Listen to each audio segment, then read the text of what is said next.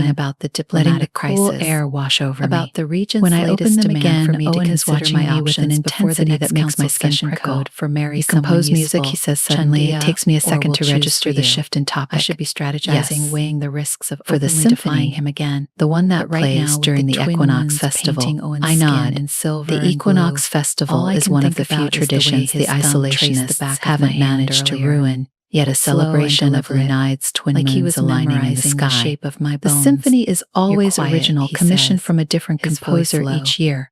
Not This an year it's accusation, mine. just an observation. Or it was mine. I exhale, Before watching my everything breath went to curl hell. in the cool air. You've heard it? I was thinking I about asked, how surprised. ridiculous it is Parts that we're of it. standing in a garden His while my voice is planet careful, teeters on the like edge he's of civil stepping onto unrest. thin ice. One corner of The his regent mouth played a lips. recording And during yet, a reception here a we few are. weeks back. Here we Said it was a are, I preview for the echo. council.